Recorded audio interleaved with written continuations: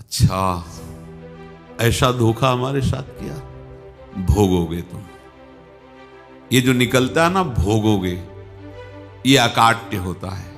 क्योंकि किसी का भी हृदय, मान लो किसी भी जीव जंतु को आप कष्ट दें और उसका हृदय आह भर जाए, तो वो आह वज्र की लेख है, तुम्हें भोगना पड़ेगा। वो आह किसी की ना लेना जिंदगी।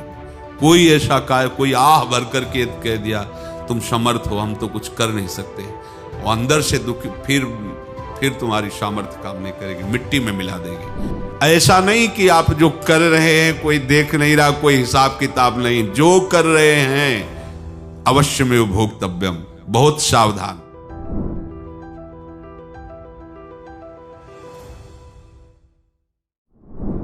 जीव स्वयं नित्य निरंतर कर्मों के जाल को रच रहा है और अपने आप को बांध रहा है। आपको मुक्त होना है, बंधना नहीं है। जीव का जन्म कर्मों के अनुबंध से होता है, कर्मों के बंधन से होता है, और उसको अपना ऋण चुकाना होता है। कर्मानुबंध ये बहुत सूक्ष्म विषय है। जैसे आप जिस परिवार में जन्म लिए हैं, तो उस परिवार के लोगों से आपका ऋण है, इसलिए उसी परिवार में आप आए हैं। और ऋणानुबंध, उसको बिना चुकाए या बिना वसूल किए आप वहां से जाएंगे नहीं। आपको लेना है तो वसूल करना है, और देना है तो चुकाना है। ये पूर्व के जन्मों से निश्चित किया गया है। जैसे किसी के यहां पुत्र हुआ, जन्म से ही पैसा खर्चा शुरू हुआ, जो बड़ा हुआ तो उद्दंडता के द्वारा मार पूरे परिवार को क्लेश पर क्लेश देता चला जा रहा है। ये तुम्हारे कर्म का फल है। या ऐसे शक्तिहीन बुद्धिहीन ऐसे पागल पूरे जीवन सेवा करो, तुमसे अपना हिसाब चुकाने के लिए वो आया है। अब परिवार के जो सदस्य जुड़े आके, मतलब पत्नी आते ही पूरी हृदय में आनंद, परिवार में आनंद, और जीवन भर वो आनंद ही सुख देने के लिए उसका जन्म हुआ। वो अपना ऋणानुबंध मुक्त, और आते ही भयंकर क्लेश खड़ा कर दिया, बीच में दीवार और झगड़ा वैसा, फिर अतरे दिन मारपीट शुरू, कलह अशांति, पूरा जीवन नरक हिसाब करने आए। यहां ऋण चुकाए बिना कोई जा नहीं सकता, ऋण चुकाना पड़ेगा। किसी का ऋण वसूल करना है तो किसी को ऋण चुकाना है, दोनों काम करने होते हैं। अनेक जन्मों में अनेक लोगों के साथ हमने जो बर्ताव किए हैं, अच्छे या बुरे, वो होंगे। अब किसी आदमी को हम जानते नहीं, अचानक मिला, अचानक टक्कर लगा और मार पीट गाली गुप्ता सब कर दिया, चुपचाप सह लो। क्यों? ये आपका हिसाब है, पूर्व का हिसाब। हमारा उससे कोई द्वेष नहीं, कोई संकल्प नहीं। अचानक घटना घटी और हमसे द्वेष करने लगा, हमें पीटने लगा, हमें गालियां दे, ये हिसाब है, चुपचाप सह जाओ। अपने घर का भाई ही भारी दुश्मन बन गया और क्लेश दे, हिसाब है। एक प्रभुदत्त ब्रह्मचारी जी की वाणी में पढ़ा था, एक महात्मा जी भ्रमण करते थे, तो उस समय असरफियां चलती थी, मोहरे असरफियां, तो उनको भेंट में देते लोग। तो या तो ठाकुर सेवा में लगे तत्काल, या संत सेवा में तत्काल लगे, उसका संग्रह करके डोलना ये ठीक नहीं है। बैरागी के लिए सिद्धांत में ये ठीक नहीं है। तो जब 2, 4, 6, 8 ऐसे मोहरे हुई, तो उन्होंने विचार किया कि और भ्रमण करके जब काफी मोहरे हो जाएंगी तो प्रयागराज में जब कुंभ पड़ता है, एक बार पूरे सब अखाड़े के संतों को, अलग अलग संप्रदाय सब संतों को बुलाएंगे और सबको पवाएंगे। अब साधु है तो यही विचार करेगा, और क्या विचार करेगा। तो उन्होंने ऐसे डंडा बनवाया, बेंत, जो ऊपर से चूड़ीदार और भीतर पोला, और मोहरे उसमें डालते गए। और भ्रमण, जहां जहां श्रद्धालु भगत थे सबके यहां जाना और इच्छा रखना कि एक मोहर तो दे दे दक्षिणा में। कामना कोई भी हो वो बांधती ही है, ध्यान रखना। इसीलिए प्रभु जो चाहे वो करे, अपनी चाह नहीं रखनी चाहिए, अपनी चाह प्रभु की चाह में मिला देनी चाहिए। धीरे धीरे वो छड़ी भर गई। भ्रमण करने वाले महात्मा चूड़ी लगाई, इंतजार करते रहे। जब प्रयाग का कुंभ पड़ा तो चले। तो रास्ते में एक गांव में पूछा जाता है, जैसे कहीं रुको कि कोई श्रद्धालु ऐसा है जो संत सेवी है। तो कुछ लोगों ने बताया, हाँ एक परिवार है बहुत संत सेवी है और आपको मिलाते हैं उनसे। आइए महाराज, घर में रुका। खूब अच्छा हलवा पूड़ी पवाया और जो घर के मालिक थे चरण दबाए। चरण दबाते दबाते उनकी दृष्टि पड़ी उस डंडे पे। इतना मोटा और ऊपर से कुछ चूड़ी सी भी नजर आ रही, इस डंडे में तो कोई रहस्य है ही है।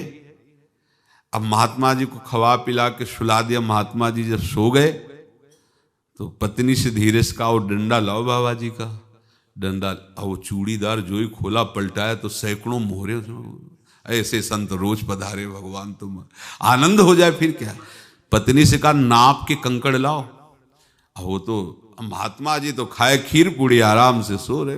रात में पूरी प्लानिंग करके उसमें कंकड़ भर के चूड़ी लगाकर सिराने रख दिया, सारी मोहरें हटा ली।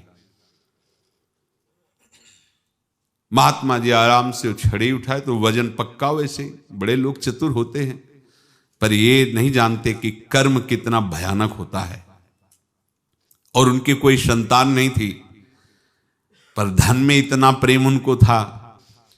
बहुत सावधान। साधु महात्माओं के पास जो अर्थ है, गृहस्थी अगर आता वहीं से है, पर अगर उसको जोर जबरदस्ती या किसी छल कपट से, तो वो उसका विनाश ही करता है। आज तक का प्रमाण है। अब उनको ये भाव पता नहीं होगा, या पता होगा तो लोभ के कारण वो उसको मान नहीं पाए होंगे। महात्मा जी गए प्रयाग में, किसी अखाड़े पर रुके और वहां प्रार्थना की कि कल जो है संपूर्ण अखाड़ों का निमंत्रण किया जाए और सब संतों को भोग पवाया जाए और उनको दक्षिणा भी दी जाए। महंत ने सोचा कि बहुत बड़ा है तो उत्सव है, क्योंकि प्रयाग में कितने हजारों संत महात्मा सब। तो उनका महाराज बोरों इसमें चीनी और टीनों घी लगेगा, सब व्यवस्था। बोले आप मंगाइए, एक एक हिसाब हम करेंगे, हमारे पास सब व्यवस्था है। बोले कुछ तो पहले दे दो, वो इकट्ठे देंगे हम। उनको था कि अगर हम छड़ी खोला और दो चार मोहरे दी, किसी को पता लग गया तो गड़बड़ हो सकती। बोले हम भंडारे के समय आखिरी में सब कुछ आपको दे देंगे। ठीक है। वो अपने पास से पैसे लगाकर खूब जितना सामग्री सब लाए, लाखों की, और सब संतों को निमंत्रण कर दिया। संत जन निमंत्रित हो गए, भंडारा बन रहा है। तब वहां के महंत है और उनका देखो भंडारा भी बन रहा है, संतों को निमंत्रण। अब आप अर्थ की व्यवस्था कीजिए, क्योंकि इतनी बड़ी हमारी सामर्थ्य नहीं थी जितना हमने किसी तरह हमने व्यवस्था की। अब मुझे अर्थ चाहिए, तभी आगे की व्यवस्था बढ़ेगी। संतों को दक्षिणा देंगे और जिनसे अर्थ लिया उनको दे। देखो रसोई बन गई है सब। उनका छत में विश्वास नहीं तो ये अभी चूड़ी खोली। उनको तो था ना कि मोहरे हैं, कंकड़। तो अब जैसे कितना उनको सदमा लगा होगा। हजारों संतों का निमंत्रण, रसोई बन, मतलब संत हो के छल कपट। तो उनका महाराज आपने तो हमारा नाश कर दिया, जो महंत थे। अब बताओ रसोई बन गई, संत निमंत्रित हो गए और आप ये कंकड़ दिखा रहे हैं हमको। आपने तो हमें बर्बाद कर दिया। हमारी इतनी सामर्थ्य नहीं थी, आप पहले बता देते। संत होकर ऐसा छल कपट। अब वो बोले तो क्या बोले, क्योंकि उनको पता था कि मोहरे हैं इसमें। अंदर से उनका चिंतन गया उसी सेठ के पास, अच्छा ऐसा धोखा हमारे साथ किया, भोगोगे तुम। ये जो निकलता है ना भोगोगे, ये अकाट्य होता है। क्योंकि किसी का भी हृदय, मान लो किसी भी जीव जंतु को आप कष्ट दें और उसका हृदय आह भर जाए, तो वो आह वज्र की लेख है, तुम्हें भोगना पड़ेगा। वो देखो भीष्म जी को भोगना पड़ रहा है ना। सांप को ऐसे धनुष की नोक से उठाया और बंबूल के कांटों के ऊपर फेंक दिया, कई दिन तक शेदा हुआ, वो आह भर करके मरा। तो आपको 6 महीने बाणों की सैया पर आह किसी की ना लेना जिंदगी में। कोई ऐसा कोई आह भर करके कह दिया तुम समर्थ हो, हम तो कुछ कर नहीं सकते, और अंदर से दुखी, फिर तुम्हारी सामर्थ्य काम नहीं करेगी, मिट्टी में मिला देगी। फिर ये तो संत थे और भगवत आराधना के लिए, संत आराधना के लिए ही ऐसा किए हुए थे। अब इनका कैसे मुंह दिखाएं, अब क्या करें। सुबह संत जन आएंगे, सबके बीच में हमारी कि देखो इन्होंने, अब क्या करें। गए और संगम में जाके छलांग लगाई, अपने प्राण त्याग दिए। अब उनके तो पास मोहरे थी और व्यापार बढ़ा, और 9-10 महीने बाद ही लड़का हुआ।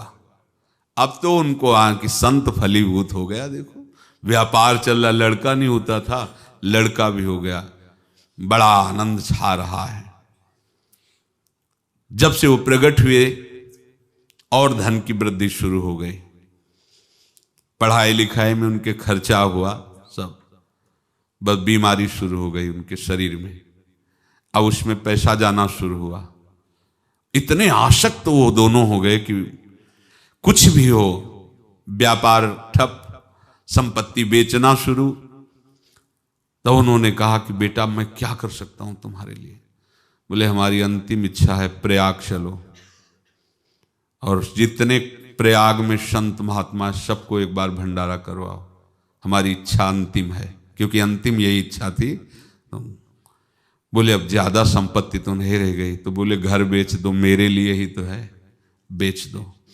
मुझे लगता मैं बचूंगा नहीं, पर मेरी अंतिम इच्छा पूर्ण कर दो। घर बेच दिया, जेवर बेच दी। वहां गए, जब संत सेवा की तो बोले मुझे संगम तक ले चलो। संगम तक ले गए और बोले समझे तुम चुराए थे और हमने उसको छीना है, कुछ नहीं रह गया तेरे पास कुछ, अब केवल ममता और आसक्ति में जल कर मर और नरक प्राप्त कर। मैं वही महात्मा हूं जिसकी तूने मोहरे ली थी, शरीर छोड़ दिया। महात्मा को जन्म लेना पड़ा और इनको दुर्गति भोगनी पड़ी। ऋणानुबंध होश में, ऐसा नहीं कि आप जो कर रहे हैं कोई देख नहीं रहा, कोई हिसाब किताब नहीं, जो कर रहे हैं अवश्य में भोक्तव्यम, बहुत सावधान। अनेक जन्मों में अनेक लोगों से जो कुछ लिया दिया है, इस लेने देने को मिटा देने के बाद ही तुम मुक्त हो गए। इसीलिए एक उपाय है, लेना न देना मगन रहना। क्या? मालिक को समर्पित हो जाओ, मालिक को अपना माना हुआ समर्पित कर दो, खत्म। अहम त्वाम स्वरूपापेभ्यो मोक्षयिष्यामि, सब खत्म। आगे पीछे लेना देना सब खत्म। एकादश स्कंद में भगवान श्री कृष्णचंद्र जी ने कहा जो मेरे चरणों का आश्रय लेकर भक्त मेरा भक्ति करता है, उसके पितृ ऋण, मातृ ऋण, देव ऋण, ऋषि ऋण, सब ऋणों से मैं मुक्त कर देता हूं। बस यही एक उपाय है जो इसके बंद करने का उपाय भक्तों के लिए है, वो यही है, भगवान की शरण में होकर अपना माना हुआ पूरा भगवान के अर्पित कर दो। अर्पित करने का तात्पर्य उसमें अहम हटा दो। तो दियम वस्तु गोविंदम तुभ्यमेव समर्पये। जिनसे तुमने सेवा करवाई है उनकी सेवा करनी पड़ेगी, जिनसे तुमने जो कुछ लिया है उनको देना पड़ेगा। ये लेने देने का व्यापार जब तक समाप्त नहीं होगा तब तक तुम्हारा जन्म मरण चलता रहेगा। अब आपको यहां समझना है, यदि आपसे किसी ने पैसे लिए बेईमानी करके नहीं दे रहा है तो आप उसको गाली मत दीजिए, आपने बेईमानी की थी इसलिए आपकी बेईमानी हुई है, ले गया, कोई बात नहीं है, बंधन से मुक्त हुए, जो बोझा था चला गया। उसको ऐसा ना देखे कि ये बेईमान हमारे रुपए मार लिए, अब जो कुछ होगा देखेंगे। अगर आप आगे नया कुछ करते हैं तो फिर आगे का हिसाब आपको भोगना पड़ेगा, ध्यान रखना। ऐसा नहीं है कि आपको भोगना नहीं पड़ेगा। एक ही उपाय है कि अब जो शरीर धारण किए इसी में जो भोग ले, आगे ना होना चाहिए। तो क्या करे?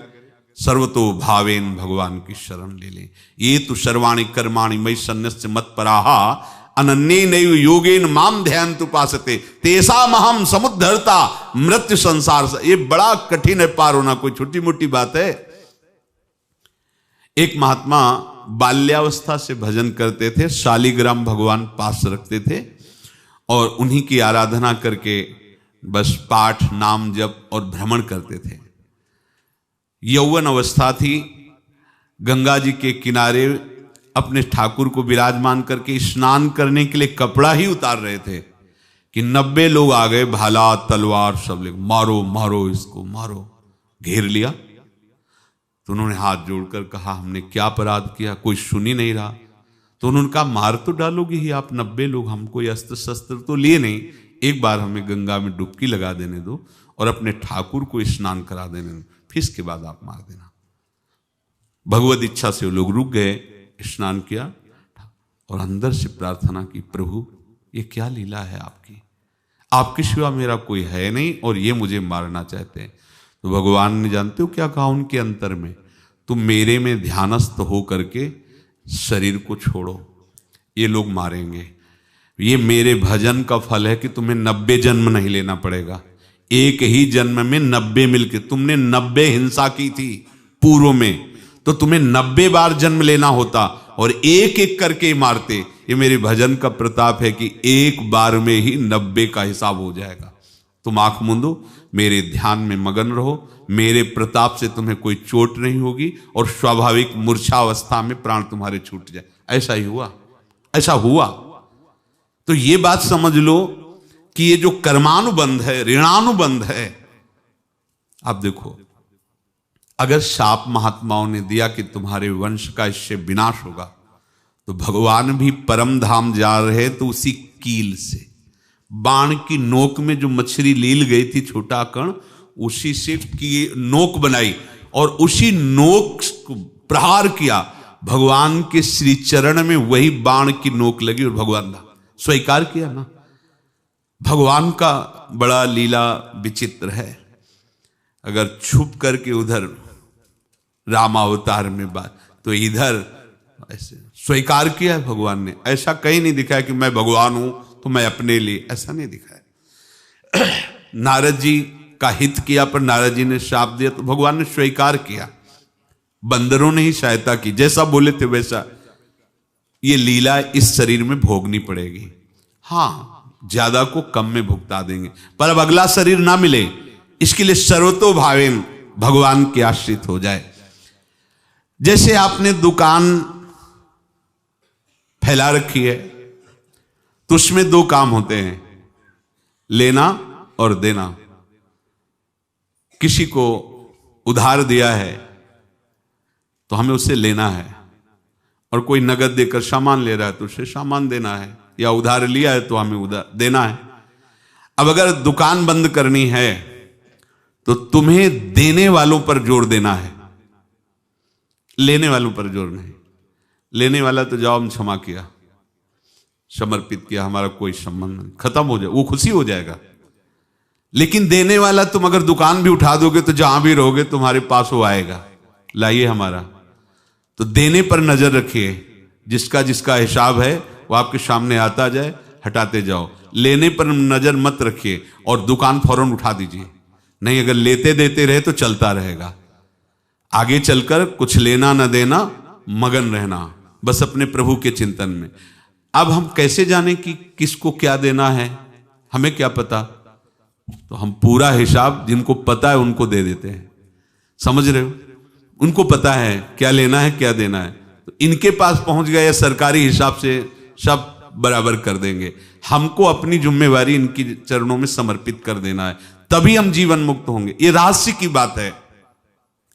प्रभु कह रहे हैं, यस्य सर्वे समारंभाः काम संकल्प वर्जिताः ज्ञानाग्नि दग्ध कर्माणं तमाहु पंडितम बुधाः।